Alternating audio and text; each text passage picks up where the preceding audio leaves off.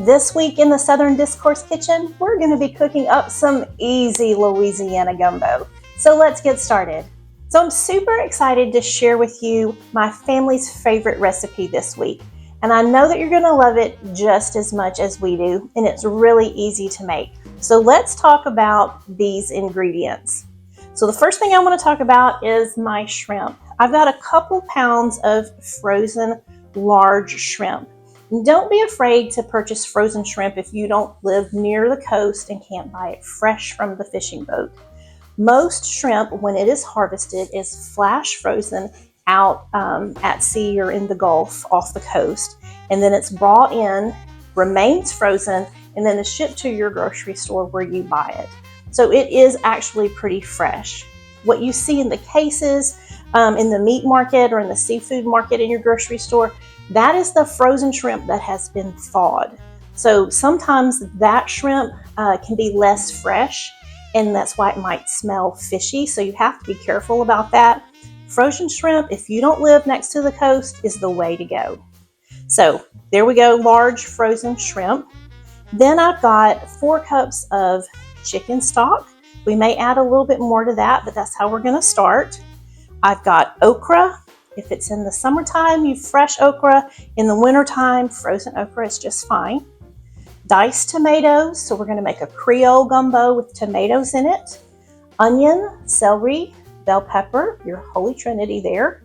We're going to use some minced garlic, a whole stick of butter, a little all-purpose flour, some diced or chopped smoked sausage.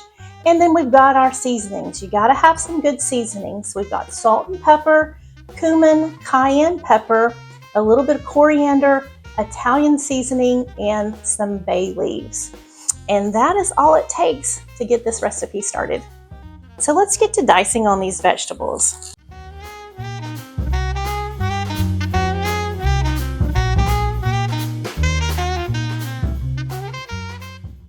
All right, now we've got those vegetables chopped. We're ready to get over here at the stove top.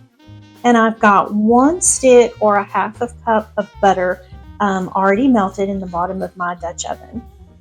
And I'm going to add about 3/4 cup of all-purpose flour. We're going to stir this around and we're going to let this flour soak up all of that butter. And what we're doing is making our roux. And don't let that word bother you. It's just like making gravy. So what we're going to do is we're going to let the flour soak up the butter. And then we're going to stir it around and let that flour brown. And what we're going to be making is a blonde gumbo, meaning that we're only going to cook this butter until it looks about the same color as caramel or peanut butter. The flavor is delicious and it's light. It's really easy to make. And when you're making your roux, you don't have to stir the whole time. You can take breaks here and there, but you can see where it starts to brown on the bottom here. This is when I know that I need to stir again. And you'll smell that flour cooking. It'll start to get a nice nutty aroma. Actually smells really good. You're going to enjoy it. Do you see it browning? And the more it browns, the more often you'll want to stir it.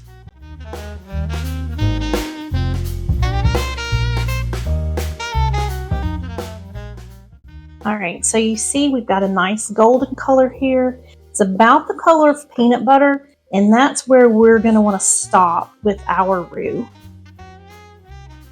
And we're going to throw in our vegetables and coat them with that flour.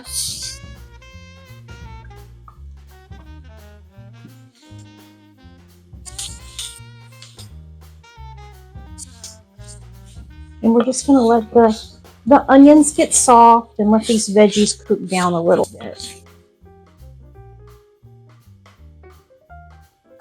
All right, so our vegetables have cooked down just a little bit. You notice the flour has continued to brown. And we're ready to add some broth. And we're just going to stir and let that flour dissolve into that broth. You can see where some of the vegetables have caramelized a little bit while they're browning. That's good. It's just going to give the gumbo a little extra flavor. And now we're ready for those diced canned tomatoes. Now I like to use Rotel for this. Depending on how hot I'm going to make it, sometimes I use a can of original and a can of mild. Other times I use 2 cans of original Rotel. And that makes it just a little bit more spicy. Alright, so now we're ready to season the base of our gumbo. And we're going to start with a tablespoon of minced garlic.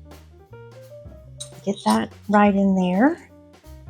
And then we're going to add all of those seasonings that we listed earlier. The Italian seasoning, and cumin, coriander, salt and pepper, cayenne, and those bay leaves. We're just adding things one at a time, letting it kind of cook together and those flavors get to know one another. This is how you build flavor in a one-pot meal. You can't just dump everything in at the same time. You know, that's convenient, but it doesn't build layers of flavor.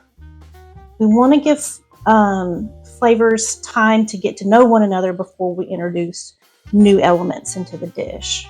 All right, so now we're ready for this okra and that smoked sausage.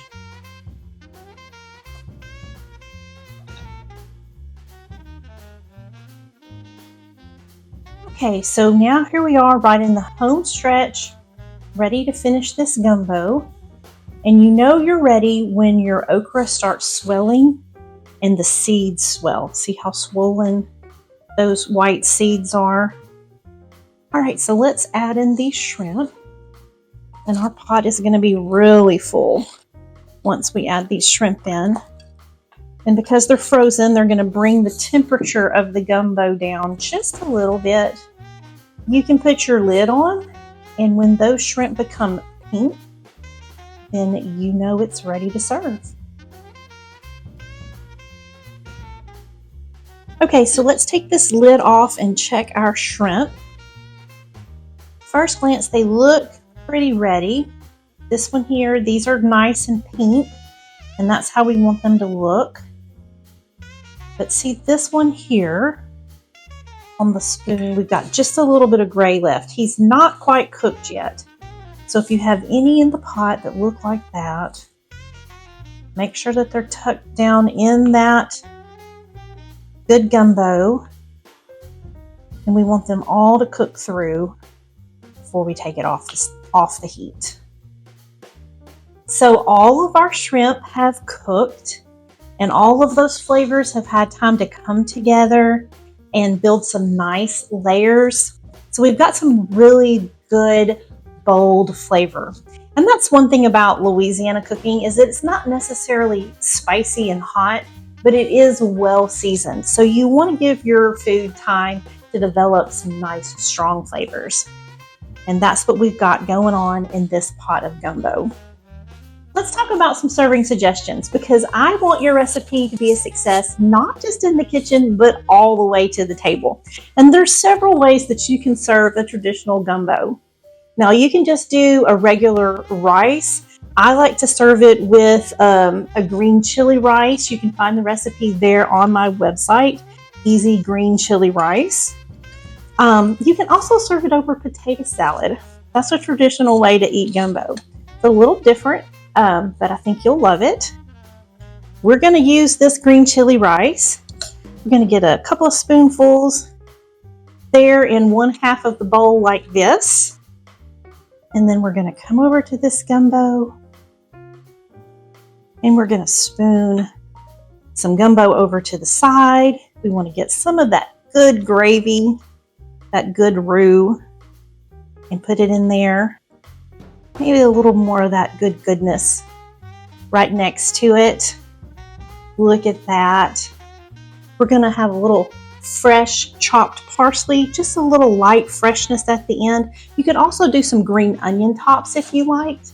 But here is a bowl of traditional Louisiana gumbo. It's got that blonde roux. It's light, it's nutty, it's extremely aromatic, it's loaded with flavor, It's easy to make, and your family is going to love it. And I can't wait to see this on your table really soon.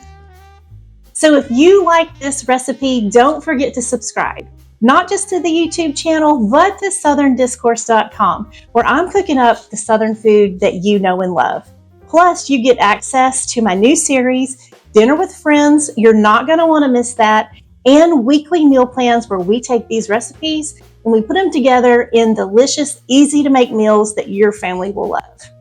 From the kitchen to the table, I've got you covered.